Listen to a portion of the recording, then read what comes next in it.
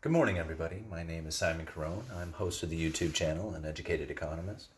I was invited here today to speak on my insights into the lumber industry and the breakdown of that supply chain. I'd like to thank George Gammon for inviting me here today. Not only am I on stage with some of the most brilliant minds in economics, but if this event was to have taken place in Portland, Oregon, I may not have been able to afford the tickets to get through the door. So that makes being here on stage today extra special for me. Thank you very much, George, for this invite. Let me give you some of my background. I'm not a banker. I'm not a financial advisor. Don't do real estate. Don't have investments. Don't have businesses. I do not come from a family of wealth, and I have no formal education in economics. I am literally that guy down at the lumberyard. The only difference is I have an incredible obsession for studying economics. I graduated high school in 1995 with a just over failing grade point average. I moved into an apartment that night. I moved into an apartment with my girlfriend Sarah. A few years later, I married Sarah, and I am still married to Sarah today. Now, like a couple of kids when you're in your 20s, we really had no clue. We did not pay attention about saving for the future or planning for the future. In fact, for me, saving was holding on to enough money so that you could buy a bag of weed before the next payday. We were really clueless. And when you work in a small town, a small community, and you work hard, you kind of get known for being dedicated hard workers, and we got paid well. She tended bar, and I was working construction, and life was pretty easy for us. Early 2007, we were in our early 30s, and Sarah comes to me and she says, pregnant. And I'm like, okay. I guess we gotta buy a house. So a few months later, we signed a deal on a house. And I tell you, when you're like new parents and new homeowner and kind of have like this bright future ahead of you're really excited. And we were pumped. We were looking forward to to having starting this family and moving into this house. And a few months go by, and you kind of realize, man, being a homeowner's not exactly easy, is it? Like, there's a lot of maintenance costs and the heating bills, and when my construction job took me further away from the house, I mean, there was a lot of commuting costs and stuff that went into things, and things were tight. The birth of my son and new baby, it was a bit of a tough time. And this is 2007, so there's a lot of talk about recession and housing market stuff, but I really wasn't paying much attention at the time. And like this huge storm had ripped through the Pacific Northwest and like blew every tree over and half the roofs off of blew the roof off of half the houses, and there was a lot of like rebuild from that. So my construction job carried me along for a couple of years. I didn't really notice like a housing market downturn or recession because, like, for one, I didn't really have much of a clue, and the other, I had plenty of work. So I just kind of figured, this recession is just going to bypass us. It's not going to. I'm not going to be affected by it. And of course, that wasn't the case at all. And by the end of 2009, I knew things were going to get pretty tough for me because I was having trouble finding work, and bills were getting tight and they're starting to pile up, and sometimes, and I just knew that it was going to be tough. And so I go to my buddy Curtis. I said, "Hey Curtis, man, you seem pretty well informed. Things aren't going so well for me money-wise, and I have some money that I've been stashing for my kid. Anytime anybody had ever come to me and said, 'Hey man, this is for formula, this is for diapers, this is some money for your kid,' I took that money and I stashed it in an envelope. What do I do with this money, man? Do I start a savings account or something with it?" He says to me, he goes, "Well, if that was my kid's money and I needed a place to put it, I'd be putting it into silver." Silver? Why silver? And he kind of goes on and explains a bunch of stuff, but the only thing I really remember him saying was, if you don't hold it, you don't own it. I had no idea what that was supposed to mean. But I started doing a little research into silver and like trying to figure out, what it is that I could do to buy silver. And, I punch in silver coins or something into the computer, and I would come up with these sites that were trying to sell you like these graded coins or these rare coins or something. And I was just really nervous about buying shiny tokens that weren't going to be worth anything. And so I was very leery about buying in. But I knew I had to make the leap. I knew if I didn't do something, I was going to end up spending this money on a house payment or something. So I went down to my local coin dealer and got some coin. And I bought a single ounce of bullion, a 1 ounce bullion. And I tell you, whoa, when you finally put that bullion in your hand and you feel the weight, you feel the realness, you think about the 6,000 year long history as a monetary metal, and you think about all the industrial uses to it, and finally I kind of understood what he was talking about. If you don't hold it, you don't own it. So now I'm starting to do a little bit more research. I'm trying to figure out what's going on with the recession, the downturn, why it is that I'm having trouble finding construction work, and I'm still like really confused about things. And I'm buying silver like once a week, every other week, 2, 3, 4 ounces, and I'm watching a lot of the news, and I am having a hell of a time trying to figure out what the hell these people are talking about, right? And it's like as if they were talking in code or something. Like I could understand the definitions of the words that they were using, but the information, like the jargon, the lingo, it would just fly past me, and I just wasn't able to absorb anything. And I thought, maybe if I just stood in the room with them long enough, like if I just turned the TV on and just sat there and forced myself to listen to them, that eventually I would just figure it out. Like I would just understand, pick it up residually or something.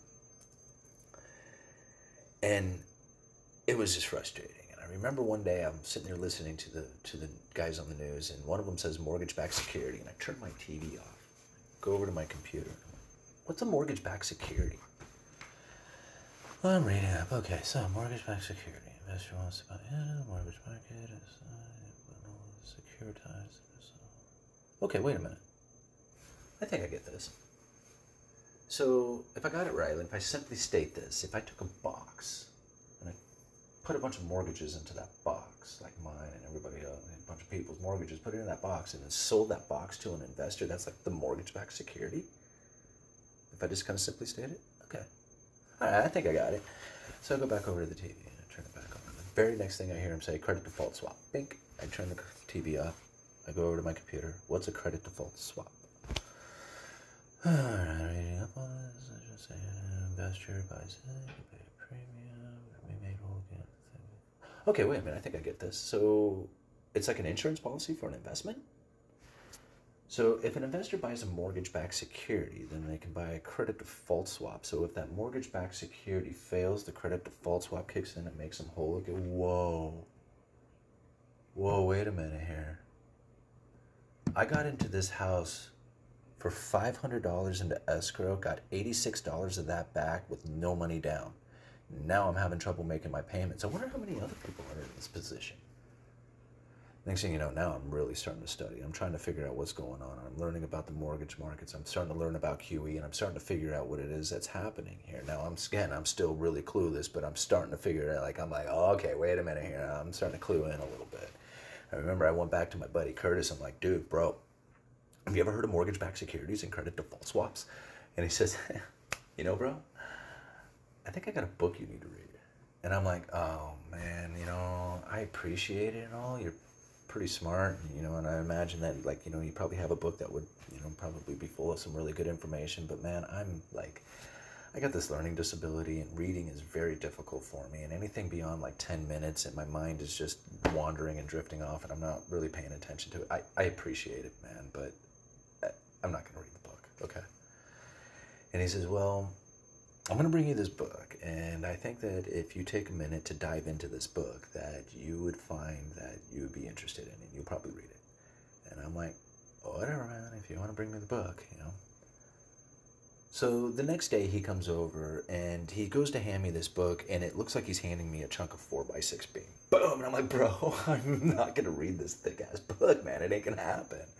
I said, I really appreciate it, man, but there's no way I'm gonna be able to get through this thing. He says, that just, give it a minute, dive into it a little bit. He says, I think you'll find that you'll be pretty interested in it, and you'll probably continue to read. Whatever. And I take the book for him. I look at the cover. It says, The Creature from Jekyll Island. I thought, that's really interesting. Holy moly, guys. It took me about 6 months to get through that book, but I did it. I read every page of it, and I guarantee you, man, if it was not for the words that are written down inside of that book, I know I would not be on this stage today. After reading that book, it literally changed my life. I never looked at anything the same, and now I am in full-on research mode. I want to know what the hell is going on. It's through 2010. I have dumped pretty much all my son's money into silver, going into 2011, and I'm watching the silver prices run up, and I thought, man, here we are.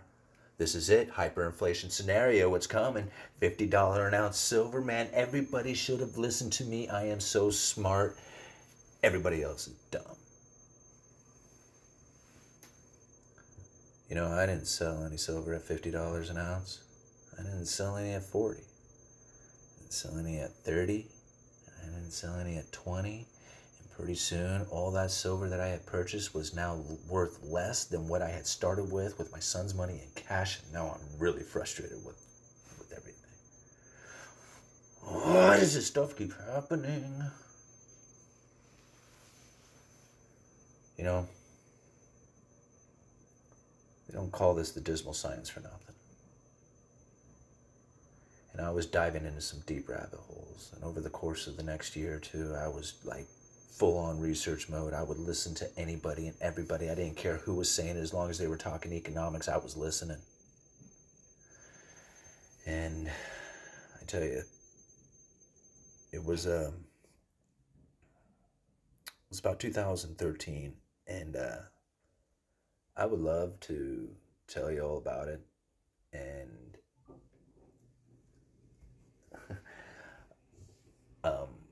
I'd love to tell you all about it if I could. But the only thing I really remember was there being a mountain of beer cans behind in the garage and a lot of heated arguments with my wife. I was not doing well. My old man is an awesome dude. He comes to me. He says, hey man, I'm going to be leaving this little country home here. Why don't you think about moving into that country home and getting your stuff together? My wife comes to me and she says, hey, I'm pregnant. Mama, this is not a good time to be pregnant. We are not doing well. I better take Dad's offer. Now, I've never taken advantage of family ever in my life, but considering the situation I was in right then, I took advantage of Dad's offer, and I left that house, and I moved into that little country home. And I tell you, when you get that second chance, it feels pretty good. You're going to make a new life. You're going to start again, new, and you're going to do it right. You're going to do things right.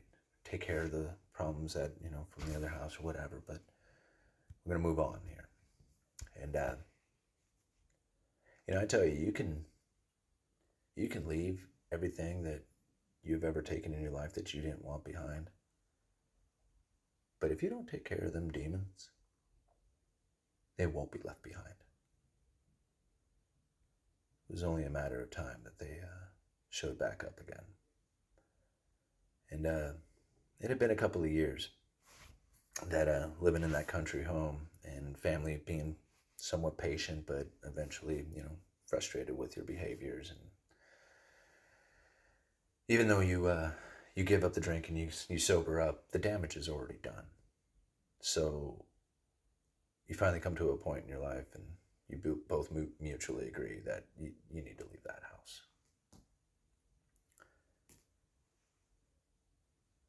November of 2017, we move into a house closer to work so I could walk to work, broken down vehicles, $20,000 in debt on credit cards, collection agencies after me for medical bills. It was tough. You know, it was really tough. And I kept on researching though. I mean, I would be researching all the time, reading articles, listening to interviews. And I would corner people at times. Like, I would make them listen to me, you know, like, listen to this thing I learned about the economy or something. And I remember one time I had this girl Brittany cornered, and I don't know, I think I was talking to her about like taper or something like that, and like Federal Reserve tapering or something. And I just remember her like turning to me at one point. She goes, "Okay, listen, dude, you need to start a blog or a YouTube channel or find some sort of outlet out there, because nobody here understands a damn thing of what you're saying, and you're driving us crazy." Oh, okay, right, right. Okay, so I took my iPhone 6. I had this used iPhone 6 that I bought for like $100. I turn the camera on and I do an introductory video to the Uneducated Economist. Went back into work, used the work's Wi-Fi to upload the video to the channel, and the Uneducated Economist was born. I had no clue of what I was going to do with this channel. Absolutely none. I just figured, well, maybe I'll just kind of talk about whatever's on my mind and see if we can start a conversation. And I posted a few videos, and nobody really watched. Like my mom, my sister, my wife, you know, they all kind of watched. And I just kind of figured, well, you know, if nothing else, if nobody's really watching, then maybe I'll just use it as my own personal journal or something, you know. I'll just kind of put some articles there and kind of link to some of the things that I was thinking about when I read those articles, and just post a video about that. And I noticed it was when I started talking about building materials. Now, I work in a lumber yard. I do retail sales for a living, and I started talking about like how building materials were kind of correlating to the new housing market. And man, I started getting a lot of attention for that. Like, people were like, "Man, dude, I'm a contractor. I love the information. It really helps me out with some of the decisions that I'm making as far as projects coming into the future. I really appreciate these videos." I had real estate agents coming to me saying the same thing. I was just like, "Man, you wouldn't believe how helpful understanding what's going on in the building industry and the materials and lumber is to my job." I had people who were working in the woods, like loggers, and people in the mill, and all these guys who are like in the industry were like, "Dude, thank you so much for these lumber videos. They're awesome. Keep up the good work. I'm really, you know, the information is so helpful." So I'm like, okay. So we just kept pumping out lumber videos, and I would do, you know, 1, 2, 3 lumber videos a week. Maybe I would miss a week, but I was pumping out just as much information as I could find talking about lumber. And I found that like a lot of people really enjoyed it, but it was when lumber started to take off, when the shortages started to kick in, that my channel really started getting attention. And when lumber ran up to 1,700 per thousand, I had 80,000 subscribers on my channel trying to figure out what the hell was going on. And it was amazing, the conspiracy theories that rolled through the comments. I mean, people talking about manipulation and gouging and greed, and just, I mean, it just goes on. And I'm thinking, well, you know, the prices are pretty surprising. I mean, 1,700 per thousand, that's really high. But as far as the shortages go, we here on the Uneducated Economist, we weren't surprised by the shortages. I mean, we saw the shortages coming for quite some time. In fact, I was reporting on shortages taking place all throughout 2019, well before any shortages had ever occurred inside of the lumber industry. Well, I was talking about lumber depletion anyway, not shortages, but lumber depletions and curtailments. So now let me give you the real lumber story from what I saw happen. Now, we can take lumber trade disputes between Canada and the United States. This is a story that goes back many decades. I'm just going to talk about, say, the last 12, 15 years or so, and what's happened here in the United States and in Canada. Now, really, it starts with the area of the British Columbia forestry is a very prominent lumber production area. There is a lot of lumber that comes out of this small area, this BC area. To kind of give you an idea, the United States imports about 20% of their softwoods from Canada. So 20% of the softwoods consumed here in the United States comes from Canada. Of that 20%, 15 to 20% of that comes from the British Columbia area. So it's not like all the lumber in the world, but it's not a small amount either. And the things that take place in this British Columbia area really has an effect on the rest of the lumber market. So now if we take this story back about 10 years, there was a bug infestation that ripped through the BC forest, killing off a vast amount of their trees. What the government had done was gone into what they call salvage mode. They lowered the stumpage fees, which is basically a tax on the loggers or on the trees to cut them. So if they cut the trees, they pay a certain stumpage fee. This equates to an input cost going to the mill. So the stumpage fees during the salvage mode have been dropped dramatically. And the quotas were raised so that they could salvage a lot of these logs, considering that the bugs that killed them off is better than just letting them rot. So all through leading up to 2018, if you go and look at the futures prices, it was a steady rise every single year, nonstop. Every year it got higher and higher and higher until it hit $650 per thousand in 2018. When it hit $650 per thousand, a change took place. All of a sudden, salvage mode came to an end, stumpage fees went up, trade wars were kicking in all over the place. China told the United States, we no longer want your logs, we're raising the tariffs on those. The United States looked at Canada, said we're going to raise the tariffs on softwoods because you're, this dumping thing where, they said that the Canadian government was unfairly subsidizing their lumber and putting an unfair playing field for our domestic mills. So when lumber was at $650 per thousand, the United States hit them with the tariff, along with the stumpage fees that were rising. At the same time, lumber prices went from $650 per thousand down into $300 per thousand, better than a 50% drop. All this together nailed those British Columbia mills. Those BC mills started announcing curtailments in early 2019. Those curtailments that were going to last for just a few weeks turned into indefinite curtailments. These curtailments were announced not only just in the British Columbia area, but throughout the entire United States. There was talk of millions of board feet being pulled from production. And I was doing videos about this the entire time. So all through 2019, we had these huge mill depletions, curtailments, and indefinite shutdowns. There was places up in the British Columbia area, like places like they call it 100 Mile. And I was reading stories up on this, trying to find information and just doing research. And I'm reading stories about how families up in this area of 100 Mile had nothing else. I mean, these people had trees, mills, logging. That's it. That's what they had there. And when the industry shut down, there was nothing for them to go to. It was a really sad story. I mean, it was actually heartbreaking listening to some of the people tell their stories about how the industry just died on them. So here we had this huge disruption taking place in the British Columbia area with a huge inventory depletion. All throughout the United States, same thing. Reporting on mills all over the United States depleting their inventory. And then all the way into November of 2019, I was even reporting on OSB manufacturers pulling over 1 billion square feet of OSB off the market. Now, if you're not familiar with OSB, it's a building material, it's sheathing. So if you can imagine like the 2x4s of a house being the skeleton, you got like the 2x4s, the 2x6s is the skeleton of the house, then the sheathing that goes on the outside. This is like the skin that goes on the building before all the doors, windows, siding, stuff like that goes in.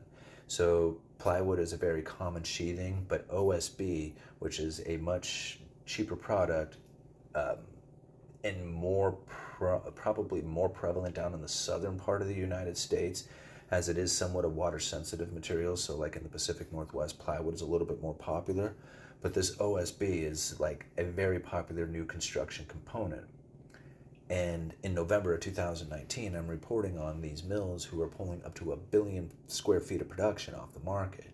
Now, to equate 1 billion square feet of OSB to like how many houses, I just kind of guessed saying 100 houses per or 100 sheets per house. You know, some houses might use less, some might use more, but you know, I figured 100 sheets is probably fairly realistic for a house, you know, as far as how many sheets of OSB you would need. At 100 sheets per house, 1 billion square feet of OSB would equate to over 300,000 homes. And this was just off of one report that I had done. I didn't count all the rest of the OSB manufacturers out there who may be in curtailments or, you know, shutdowns. I was just reporting on the couple that I had found. So going into 2020, there was inventory depletions across the board, from lumber mills, from plywood mills, all the way into the pressure treated markets. These guys were holding back on production as well.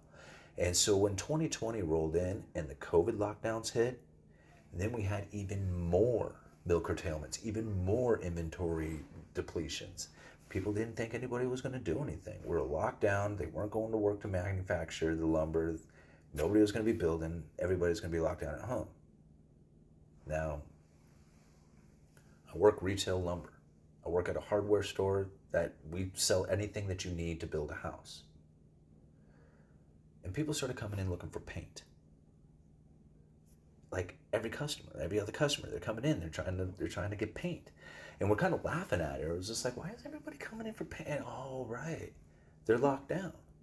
They want to brighten up the walls. They want to, like, you know, have something different to look at. They don't want to be locked down in the same old place. They want to, you know, spruce the place up. They're coming in for pressure treated. They're building fences to block out the neighbor, right? Gotta isolate. Rebuilding the deck, you know. They're going to be hanging out here all summer long. They want something nice to hang out on, not the old crappy deck that's been falling apart. You know, they're bored. They want to do gardening, so they're building raised garden beds, and the pressure-treated lumber is flying off the shelf. Like, every weekend, it's clearing me out. And I'm laughing about it. Like, you know, it's just like, man, this is the year of the gardener. This is the year of the fencing. You know, the year of the decking. So, it was about April. It was early in April. And I'm like, I go to call my vendor for some more pressure treated. I'm like, hey man, I need to put a stock order. And he says, yeah, okay, well, what do you got? And I give him a whole list of materials. Like, okay, well, you're going to probably get maybe a third of that if you're lucky. I'm like, what are you talking about? He was just like, well, we're running out of lumber here. I'm like, you're kidding me, man. It's the middle of the summer, dude. How am I going to, you know, I got decks and fences to sell, dude. And you got to sell me 4x4s. You know, I need 4x4s, 2x6s, 2x4s. You need to send them to me. He said, I can't. I don't have them. Well, when are you going to get them? He says, I don't know. It's like, wait a minute, bro. It's April. I got a whole summer full of decks and fences to sell. And you're telling me you can't get me 4x4s right now? He's like, yeah, that's what I'm telling you. I'm like, why not? Go get them from the mill. And he says, the mills aren't running 4x4s. What are you talking about? He says, they're running 2x6s, 2x4 plate material. I'm like, just framing? And he was like, yeah, essentially, they just want framing material. That's where the huge demand is right now. I'm like, so you're telling me that there was such an inventory depletion and there's such a demand for houses right now as people are leaving like the city and moving out to the country or whatever, that there is such a demand for framing material that's the only thing that they're running right now? They're not running anything big like 4x or beams or nothing? He says, yeah, essentially, that's what I'm telling you. Holy moly. Well, go and check out George Gammon's YouTube channel. On May 28th, he posted a video of a conversation that the two of us had together, and I reported to him that scenario, that I am running out of pressure-treated lumber and I cannot load my yard up with it in preparation of doing all these summer projects, all the decks and fences that you do throughout the summer. I can't get the pressure-treated lumber, and I don't know how I'm going to get supplied with it. I kid you not, it was 2-3 weeks later after that video was posted on his channel that it's across the board, all over the country. People are reporting about this pressure-treated shortage taking place, and nobody can seem to find any. And I tell you, I was the first one to notice it because I heard it from my vendor. I was like, I went to go order it, and I couldn't get it. Well, unless my vendor was doing YouTube videos, I'm the next one in line. And so when I reported it to George Gammon, it was first. That was you guys heard it first on his channel. And after that, it was all over the news. So now here we are sitting in a situation in which that the inventory levels have been completely decimated. Huge buyers, not huge buyers, a huge buying came in from stimulus checks and people locked down at home. Next thing you know, inventory is so depleted that trying to fill that inventory level again is incredibly difficult. Now you have to think, this is wood. It's bulky. It's heavy. It's got to, like, you need rails and trucks and equipment to move this stuff around. There is all kinds of like mills all over the place, and there's distribution hubs and rail lines. All this stuff needs to be filled up with lumber again in order for the lumber to flow through the system easily. It's like you got to fill the sluices again. And when you have an inventory depletion that took it all from the yards, from the distribution hubs, the mills, all the distribution lines, and it's all just been depleted, filling that up was not easy. And this is where the ideas of greed and manipulation and, forced holdbacks from production or whatever it was that they wanted to say, I didn't see that was the case. When lumber prices were running up to their highs, mills want to pump out as much lumber as they can get. They don't want to sit back and say, hey man, I don't want to sell things at their all-time highs. I mean, that's not right. I mean, mills wanted to push that lumber out. But here's the problem. You can tell the mill to pump out more lumber, and they could add more shifts, and they could, cut up more logs, and they could produce more lumber. But it's not just a matter of cutting the lumber up. There's also a process of drying that lumber. And the way they dry this lumber is they put all this lumber into a big room and they seal it up. And then they heat that room up to an incredibly hot temperature, and it sucks all the water out of it. Once the water's out of it, it's considered kiln-dried lumber. The only problem with this kiln-dried lumber is it's very popular. Once you use it, you don't have to worry about, boards warping or twisting. The house is dried in faster. It's a lot more productive as far as keeping the project moving forward. And there was only so much space, and it takes so much time. And there's nothing you can do to increase that. Now, you can fire up more mills, and you could even fire up more kilns. But to build more kilns and to make them work faster or to pump out more lumber, it's only going to work as fast as those kilns can go. And so refilling that distribution network was very difficult, as it takes time to produce this lumber, and it takes time to dry that lumber, and then you got to get that lumber into the system during a time of high demand. Same thing for the pressure treated. The pressure treated has to be dried. Then it goes into a container that they fill up with chemicals, pressurize it. It sits in that pressurized chemical for a while. Then when they pull it out of that container, they actually have to let it sit on what they call a drip pad, where the chemical oozes out of the boards and falls onto this drip pad where they collect it and make right use of it. But they can't transport that lumber, they can't transport it down the highway until it's done doing its dripping or oozing out that chemical, because it's considered a hazardous material. So not only do you have the drying process, the treating process, but then you have the waiting process of just allowing the chemical to come out of the lumber before you can transport it. So between these, limited amount of space and availability and time, it was going to take time, but it was going to eventually fill. Now, what ended up happening is that as the prices were running up to $1,700 per thousand, you can have 2x4s. Like, to give you an idea of what $1,700 per thousand in lumber did for retail, typically lumber would be like priced somewhere between $300 and $500 per thousand. That would put your average 2x4 somewhere around $2 to $3.50. That would be like kind of a typical range. When lumber ran up to $1,700, I think it hit $1,650 is what it ended up closing out at. But when it ran up to that $1,650, $1,700 per thousand mark, that took retail 2x4 8 standard and better lumber that I would typically sell for $3.50 to $1,350.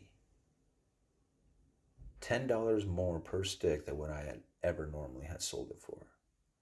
Now, at $1,700 per thousand, you can have a 2x4 priced at $1,350. Doesn't mean you're selling a whole lot of boards at $1,350. Inventory levels started to rise. Next thing you know, lumber yards are filled, distribution networks are filled, supply lines are filled, and the mills are loaded. Bang! Prices crash, mill curtailments start kicking in. As early as July of just this year, we have mill curtailments being announced from the British Columbia area.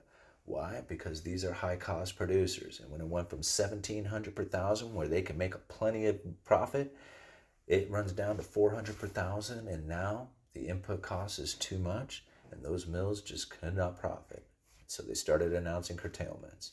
Between the wildfires that were taking place, the flooding up in the British Columbia area that knocked out a bunch of their rails and highway systems, and considering the tariffs that they are now putting on the Canadian softwoods at the end of this month, it left a whole lot of room for speculation.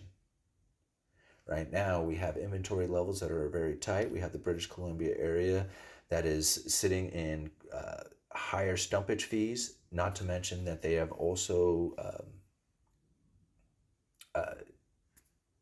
put a higher stumpage fees or on their certain part of their forest where they are no longer allowing a vast amount of cutting that used to have taken place. They are now holding back on a lot of that. So their forestry industry up there has been really decimated.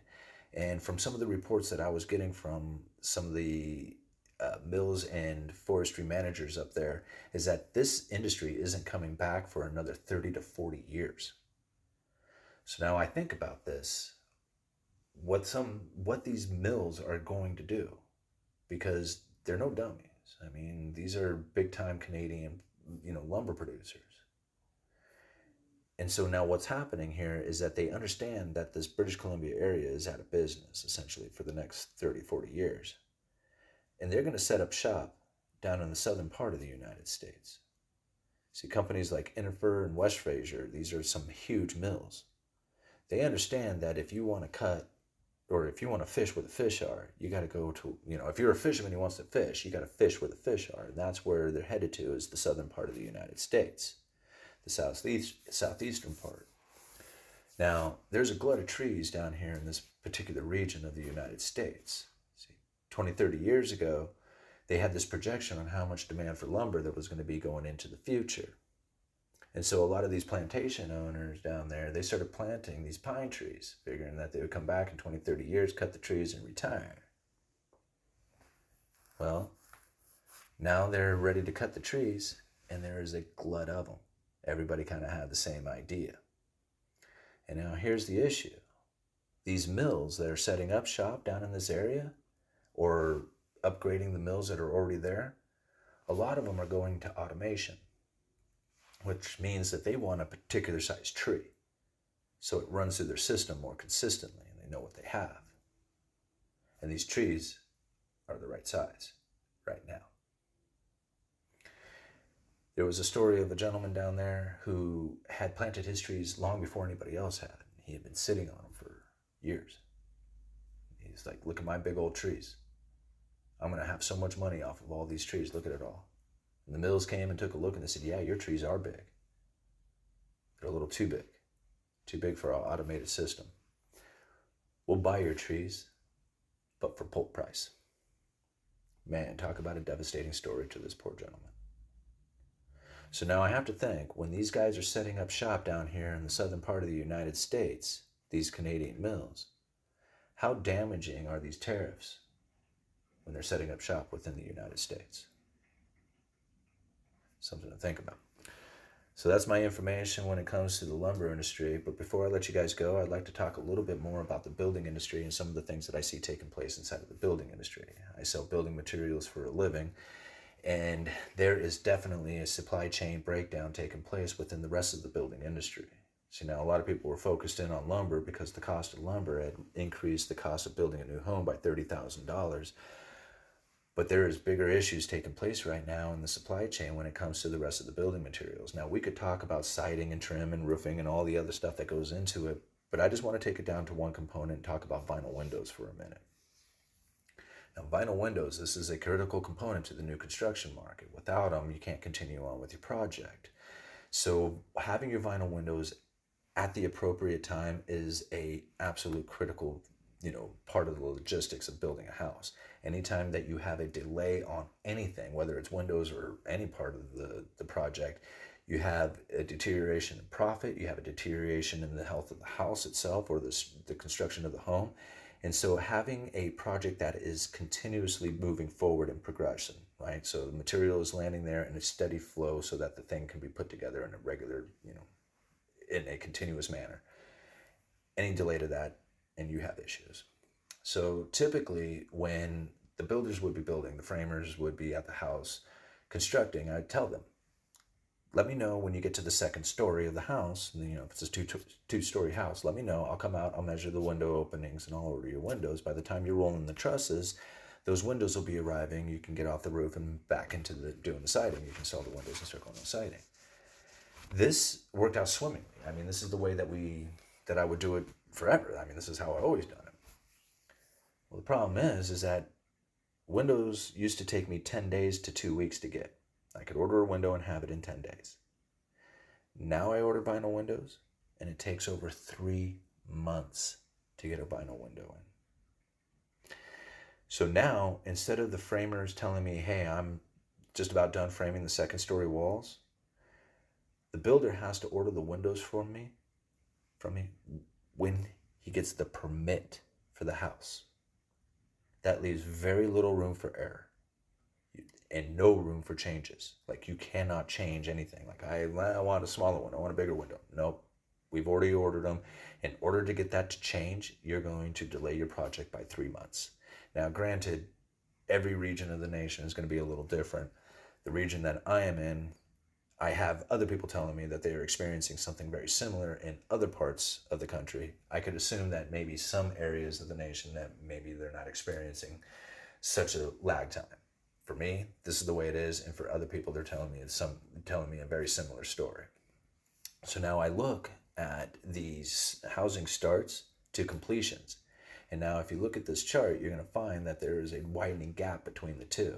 There's a lot more starts than there are completions. This makes a lot of sense since the supply chain of building materials has completely broken down, and the logistical nightmare that goes into actually completing a house right now is very difficult. So I could see where a lot of builders want to take advantage of these high prices and getting homes started, but getting them to complete is a whole other story. So as long as we have these supply chain issues that are taking place, especially with ones such as the vinyl windows, I can only assume that we are going to have even continuing more problems with the supply of new completed homes coming onto the market. So long as this event continues, I would only assume that it's going to continue to put upward pressure on the home prices as the inventory levels stay fairly low.